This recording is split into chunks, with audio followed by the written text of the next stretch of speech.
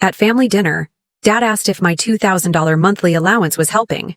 When I said, "What allowance?" his face went pale.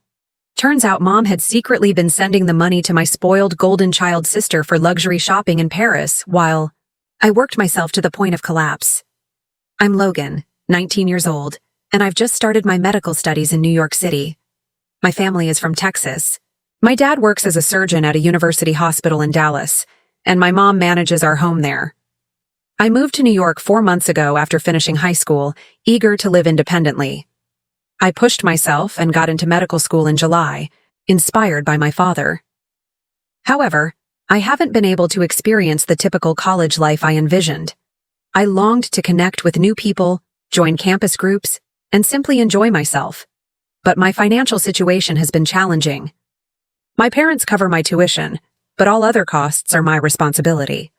Besides my classes, I've taken on various jobs like tutoring, event staffing, and working at a bar. Even with these roles, it's been difficult to meet my monthly expenses, especially with rent and daily living costs. I frequently adjust my work schedule and mostly work on weekends. This lifestyle has taken a toll on me, both mentally and physically. I often feel exhausted in class, and by the time I get home late, I struggle to find the energy to study. I'm concerned I might have to retake the year because I'm falling behind academically. If things continue this way, I won't be able to prioritize my studies, which should be my main focus. Feeling anxious and desperate, I called my mom to ask for some financial assistance, even a small amount. My dad is rarely home due to his demanding job, so my mom handles the household finances. Despite my dad earning a good income, my mom stated they had no extra money and that tuition was already a strain, so they couldn't send me anything more. This answer left me feeling trapped. Most of my friends living on their own receive financial support from their parents, and I admit I envy them. Still, I resolved to continue working diligently at my jobs. Reflecting on my upbringing, things were always different between me and my sister, Olivia. She's now 21, pursuing fashion design at a prestigious institution in Paris. While I was consistently expected to strive hard and earn my accomplishments, things seemed to come effortlessly.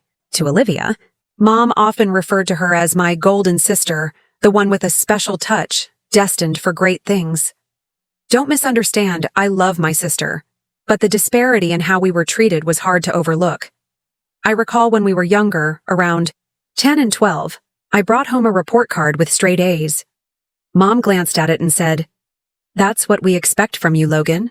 The same day, Olivia returned with mostly B's and a few C's, and Mom threw her a small celebration, praising her artistic mind and asserting that academics simply weren't her forte. Dad seemed uncomfortable with the imbalance but rarely commented on it. When midterm exams arrived, I hadn't prepared sufficiently, and as anticipated, I needed to take retests. I finished the retests in August, and then my summer vacation began. My plan was to work as many jobs as possible during the long break to maximize my earnings. After the summer, I intend to reduce my work shifts to concentrate more on my studies. This means I'll need to save even more money, so I'll significantly cut back on my living expenses. For meals, I'll economize by eating instant noodles, bread, and discounted prepackaged meals. Whenever I need to travel somewhere, I'll use my bike to avoid transportation costs. I grew up in a comfortable family, so I'd never worried about money before. I never expected to live in such a financially strained situation after moving.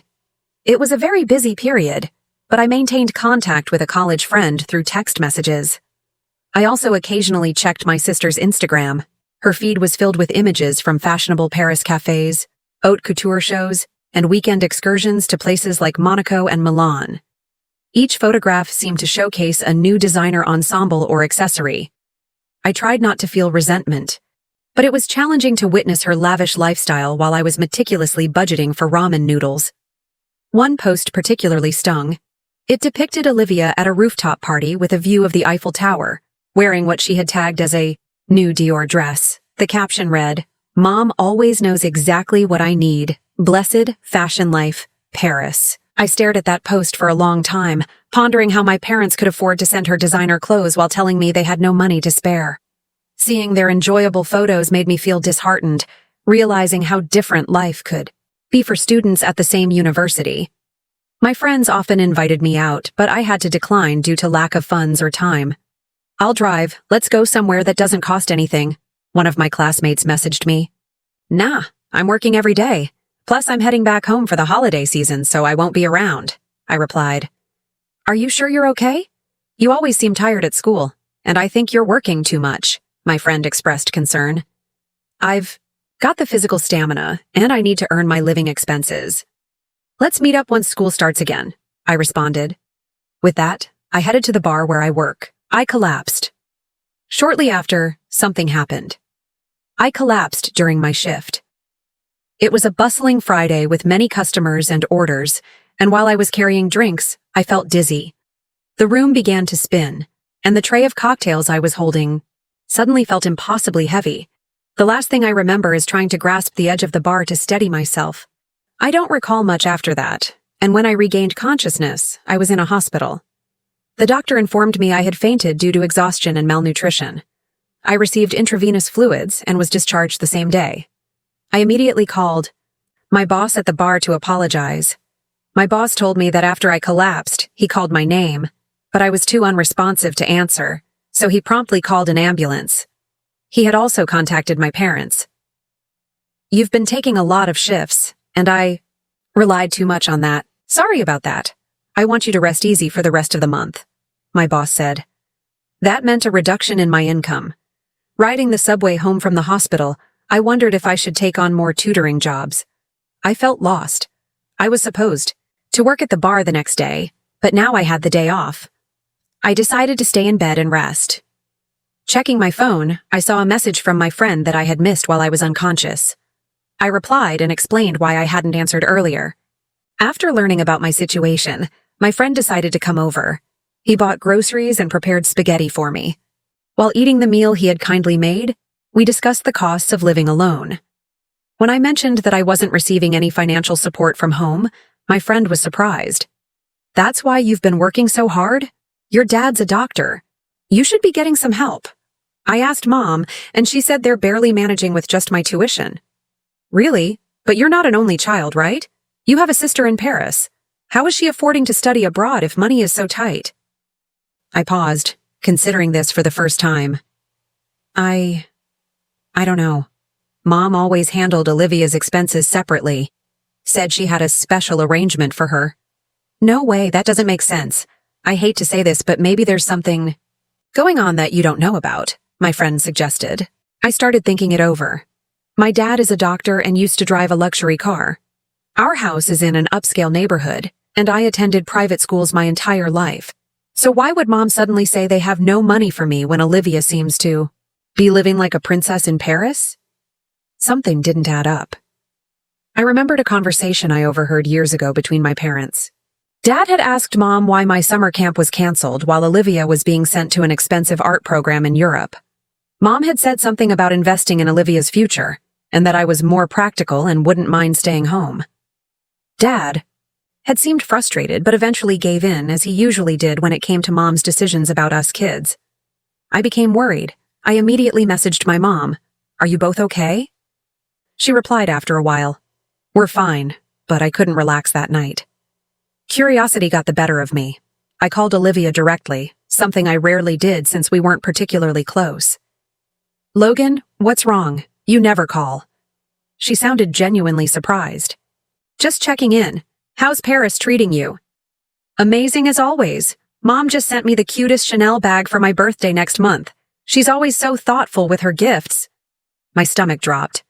"Oh, that's nice. Hey, I was wondering, how are you managing financially over there? Paris must be expensive." "Oh, I don't worry about that stuff. Mom transfers me about $3,000 a month for expenses, plus extra whenever I need something special. You know how she is with me." I felt like I'd been punched. $3,000 a month when I was told there wasn't a single dollar to spare for me. I ended the call quickly, making an excuse about needing to study. I thought maybe they were just saying they had no money to keep me from worrying or to teach me some kind of lesson about independence. Since I had planned to go home for the holidays, I decided I would talk to my parents about this in person. After thanking my friend, he said, "I'll be waiting for some souvenirs." I felt grateful to have such a friend. The holiday season arrived, and I took the cheapest flight I could find back home.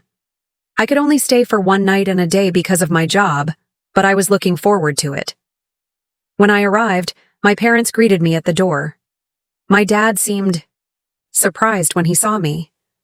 "You've lost a lot of weight, really," he remarked. I hadn't noticed myself, but apparently I looked quite different. My mom was also taken aback and fell silent. For lunch, my mom had prepared salad, soup, and chicken wings. For the first time in a long while, the three of us sat down to eat together.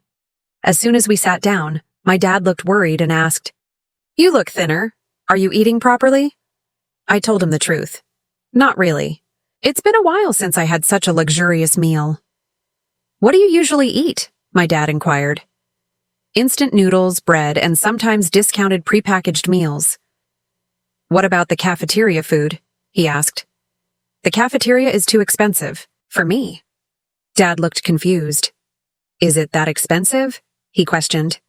"It's about $5 or so," I replied. Hearing that, my dad looked puzzled. "Is the money I've been sending enough for you?" I was confused and responded, "I haven't been getting any money." My dad was shocked. "What do you mean? So you haven't received any money for the past 4 months?" "I haven't received any. Have you really been sending money?" "I had asked your mom to transfer $2,000 every month into your account." "Really?" I was surprised. "Mom told me that your finances were tight and that she couldn't afford to send any money." Dad looked confused.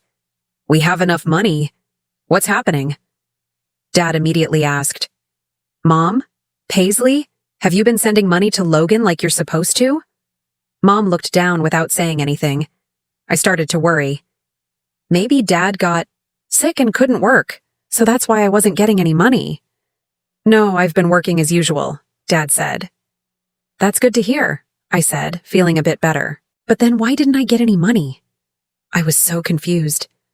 And how is Olivia affording to live in Paris if money is so tight? "What do you mean? What about Olivia?" Dad looked even more confused now.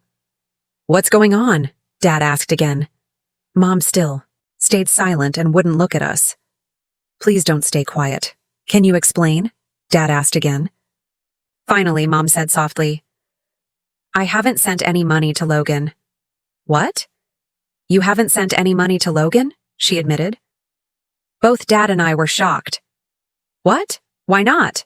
Dad asked, surprised. "There are just too many things we need to pay for." Mom started explaining. "Isn't our home loan already paid off?" Dad pressed. Realizing she couldn't hide it any longer, Mom revealed, "I've been keeping the money for Olivia." I was shocked. "What do you mean for Olivia?" "She needs it more than you do," Mom continued calmly. "She's studying fashion in Paris. It's expensive. She needs to look the part, make connections." "I asked for some money, even a little, but you said you couldn't afford it while you were sending Olivia $3,000 a month." Mom's head snapped up. "How do you know how much I sent her?" "There was a call from Logan's work recently saying you collapsed from overwork," Dad interjected, "and I noticed today how much weight you've lost." "What? Logan collapsed? What happened?" It seemed my dad hadn't heard about this before. I explained, "Yeah, but it wasn't serious." "Paisley, why didn't you tell me?" Dad turned to Mom, his voice rising. "I'm sorry. I was scared you'd find out I wasn't sending the money," my mom replied. "Wait, let me understand this," Dad said, his voice tight with anger. "You've been withholding Logan's allowance, letting him struggle to the point of collapse, while secretly sending extra money to Olivia for what? Shopping sprees in Paris?" "It's not like that," Mom protested. "Olivia has potential. She needs to maintain a certain image. You don't understand the fashion world." "And Logan doesn't have potential?" Dad's voice was incredulous. "He's studying medicine. He's following in my footsteps." "That's exactly it," Mom shot back. "He's exactly like you. He'll be fine. He doesn't need help. Olivia is special. She's delicate. She needs support." I couldn't believe what I was hearing. All those years growing up, I'd sensed the favoritism, but hearing it stated so baldly was like a knife to my heart. "How much have you been giving her?" Dad asked, his voice dangerously quiet. Mom hesitated. $3,000 a month for living expenses, and maybe a little extra sometimes." "How much extra?" Dad pressed. I don't know. Maybe another $2,000 or $3,000 some months for networking events, proper clothes, accessories. Dad's face had gone pale. So you've been diverting $5,000 or $6,000 a month to Olivia, while Logan has been starving himself and working to the point of collapse. When you put it that way, it sounds bad, Mom said defensively. But Olivia is building her career. She needs these things. And what has she been buying with all this money? Dad asked. Just things she needs, Mom replied vaguely. Like the Chanel bag you just bought her for her birthday next month, I added quietly. Mom looked at me with shock. How did you... I called her. She told me everything. How you always make sure she has what she needs. How you send her extra whenever she wants something special. This is unbelievable, Dad said, shaking his head. Logan had to work until he collapsed because he didn't have any money, while his sister is parading around Paris with designer bags. Olivia has always been special, Mom said, her chin rising defensively. She needs more support. No, Dad said firmly. What she needs is a reality check, and so do you. He turned to me. Logan, I'm so sorry. I had no idea this was happening. I thought you were receiving your allowance all along. It's okay, Dad, No, it's not okay, he interrupted. None of this is okay. He turned back to Mom. Paisley, from now on, I'll handle all the finances. I'll send money directly to Logan's account, and we're going to have a serious talk about Olivia's expenses. You can't do that, Mom protested. What Olivia needs is to learn the value of money, Dad cut her off. She's 21 years old, living like a celebrity on our dime while her brother nearly works himself to death. It stops now. The rest of lunch was tense and mostly silent. I picked at my food, suddenly not hungry despite having been ravenous moments before.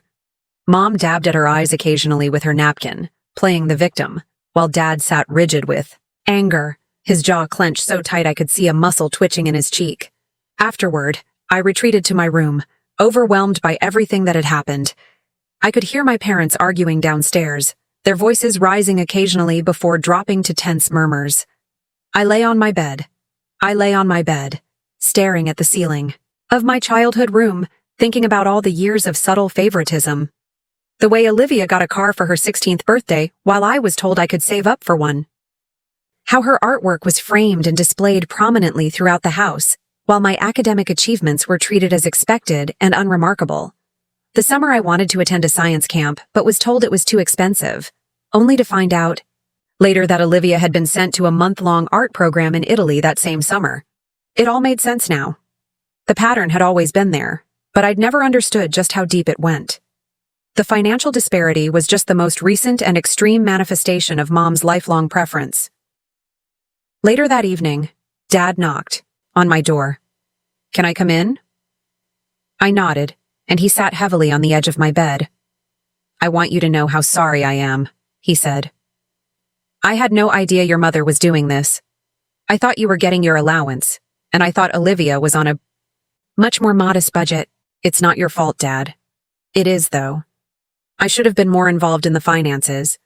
I trusted your mother to handle things fairly, and I was too busy with work to pay attention. He sighed deeply. I've already called Olivia. She was upset when I told her there would be changes. What kind of changes? I asked. Her allowance is being reduced to $1,000 a month, the same amount you'll be getting from now on. Anything beyond that, she'll need to earn herself. She's not going to like that, I said, thinking of my sister's lifestyle. No, she's not, but it's long overdue. He hesitated. You should know. There's something else you should know. Your mother, she hasn't just been favoring Olivia with money. She's been putting money aside for her future, too. Money that was supposed to be split between both of you. What do you mean? We have a family trust that's supposed to be divided equally between you and your sister when you both turn 25. Your mother has been diverting funds from it to set up a separate account in Olivia's name. I felt sick. How much? About $300,000 so far. I couldn't even comprehend that amount. It was more money than I could imagine. I've frozen that account and initiated the process to return those funds to the family trust, Dad continued. It will take some legal work, but it's the right thing to do. He ran a hand through his graying hair, looking older than I'd ever seen him. I keep thinking about how you collapsed at work, how you've been struggling all this time while I thought you were fine, while your mother let me believe you were fine. I didn't want to worry you, I said. That's not your job, son. My job is to worry about you, to take care of you. His voice broke slightly, and I failed at that. You didn't know, Dad. I should have known. I should have asked more questions, been more involved. He straightened his shoulders. But that changes now. From now on, I'm going to be much more present in your life and Olivia's, and I'm going to make sure things are fair between you two. That night, Olivia called me, furious. What did you say to Dad? She demanded without preamble. The truth, I replied simply. That I've been working multiple jobs and still can barely afford to eat while you've been getting thousands of dollars a month. That's different, she snapped. I need that money. Do you have any idea how expensive it is to live in Paris, to dress appropriately for fashion school? Do you have any idea what it's like to collapse from exhaustion because you're working? So many jobs you don't have time to eat or sleep properly?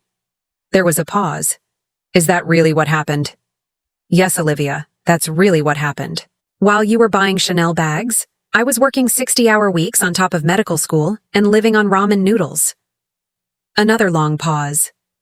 Another long pause. I didn't know. Would it have mattered if you did? She didn't answer that. Instead, she said, What am I supposed to do now? Dad says I'm only getting $1,000 a month from now on. I can't live on that. Welcome to the real world, I said without much sympathy. Get a job, like I did. A job?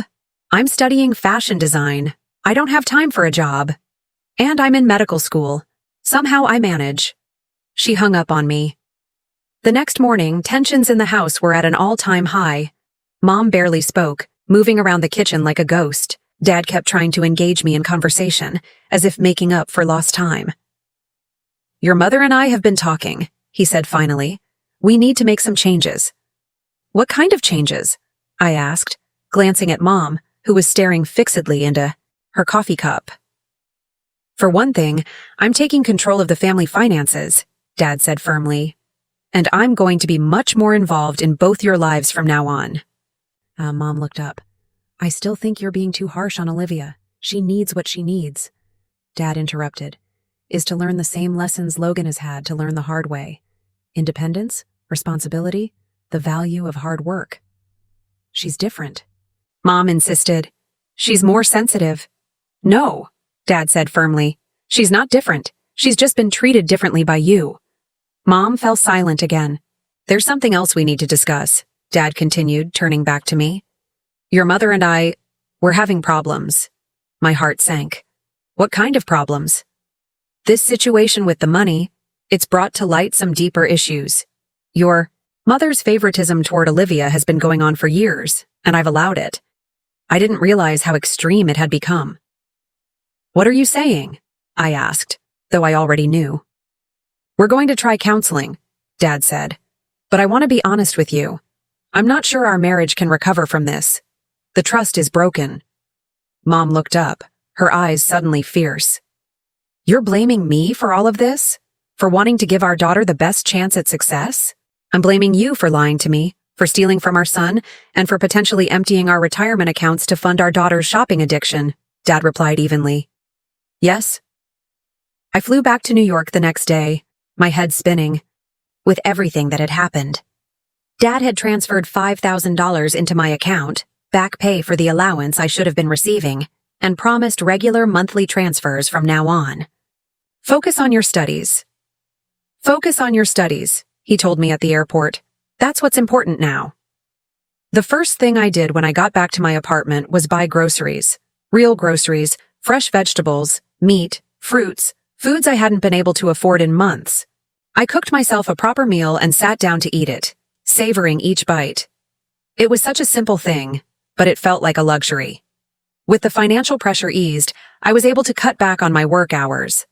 I kept the tutoring job because I enjoyed it, but I reduced my bar shifts to just weekends and gave up the event staffing entirely. Suddenly, I had time to study, to sleep, to take care of myself.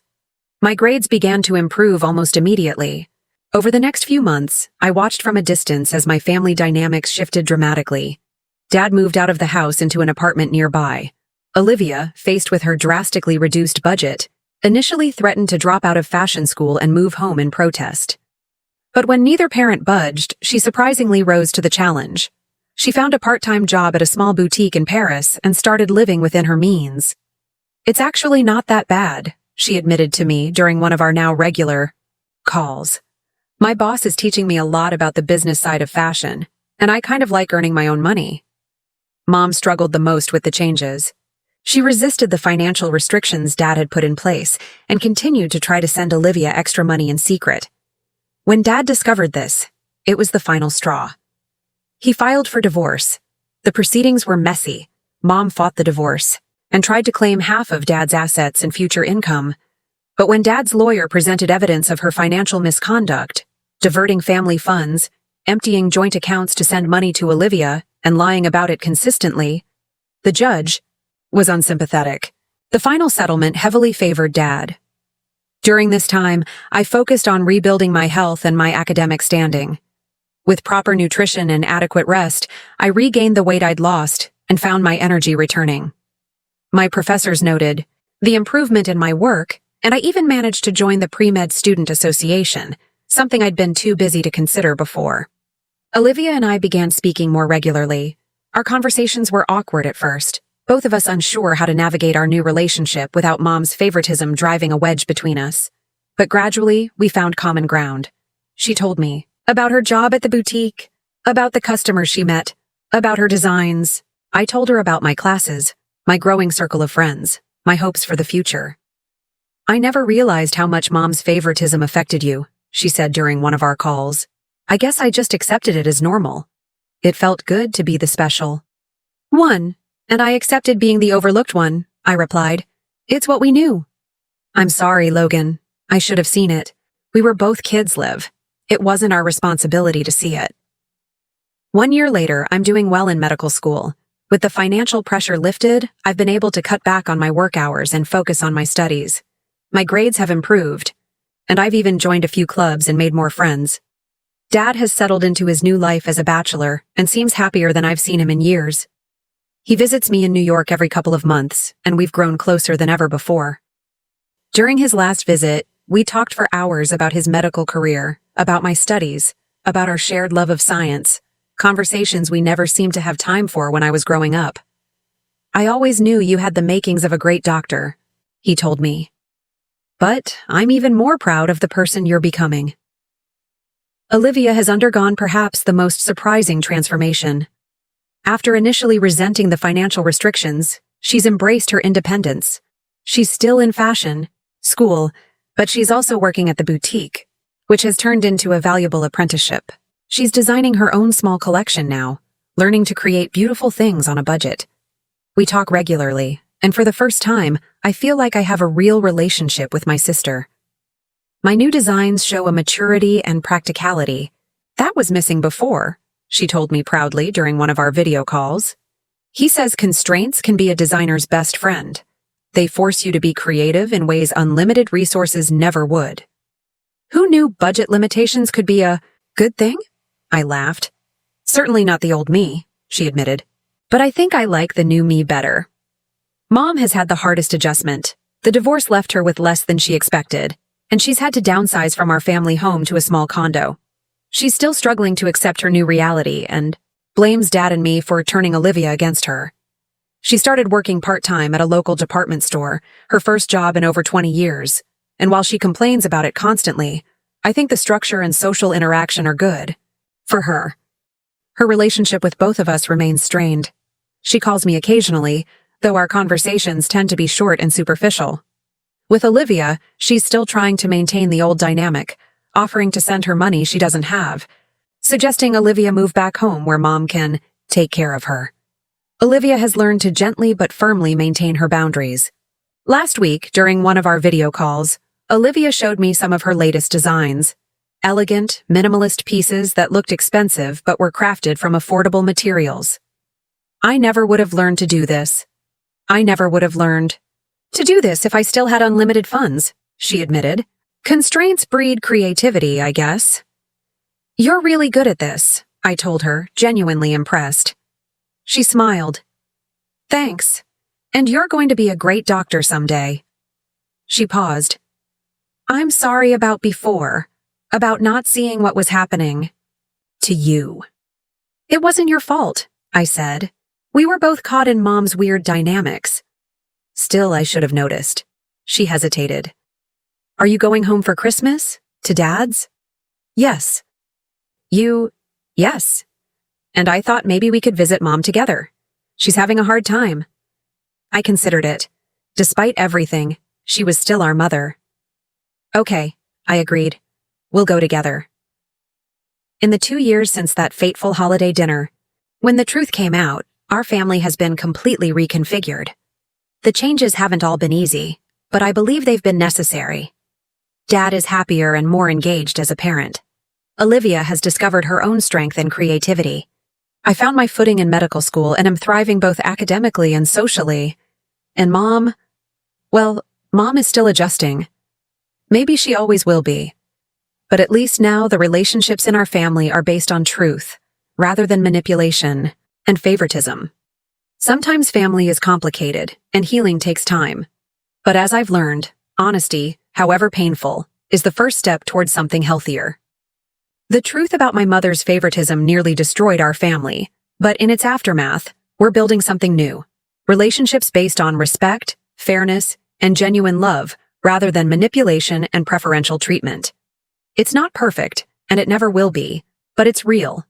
And for the first time in my life, I feel like I'm being seen for who I am, not just as the less favored child, but as Logan, a medical student, a son, a brother, a person worthy of support and love, just as I am. I never expected how much things would change 3 years later. I never expected how much things would change. I'm now in my 4th year of medical school, near the top of my class, and preparing for residency interviews. Dad has been my rock through it all, calling weekly to check in and flying to New York for every important milestone. Last month, Olivia surprised everyone by launching her first independent fashion collection in Paris. What shocked me most was seeing Dad sitting front row at her show, beaming with pride. After years of her being Mom's project, she and Dad have built their own relationship. Her designs, minimalist, practical, yet elegant, have garnered attention from several boutiques. She's making it on her own terms, without family money, propping her up. As for Mom, the journey hasn't been easy. The divorce humbled her in ways none of us expected. Last year, after her department store promoted her to assistant manager, something shifted. She called me one night, sobbing. I'm proud of you, Logan, she said, words I'd waited a lifetime to hear from her. I was wrong, so wrong. Our relationship remains complicated, but we're working on it. She's in therapy now, unpacking why she favored Olivia so heavily. Apparently, it stems from her own childhood as the overlooked sibling. She's learning, finally, to see both her children clearly. The most unexpected development came 6 months ago when Dad met Catherine, a pediatric nurse at his hospital. Watching him fall in love again at 52 has been beautiful. When he called to tell me he was proposing, I felt nothing but happiness for him. This Christmas will be our first holiday with all of us. Dad and Catherine, Olivia flying in from Paris, Mom, yes, she's invited, and me. It won't be perfect. Family never is. But it will be honest. The collapse that started it all. I think about it sometimes, how something so painful became the catalyst for healing our family's deep wounds. I wouldn't wish that experience on anyone, but I can't regret where it led us.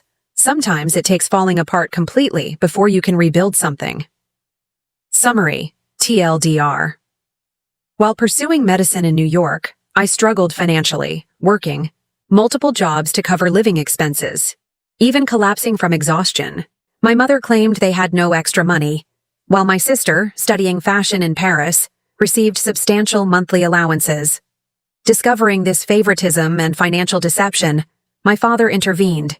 He took over the finances, reduced my sister's allowance, and revealed a hidden trust fund my mother had established solely for my sister.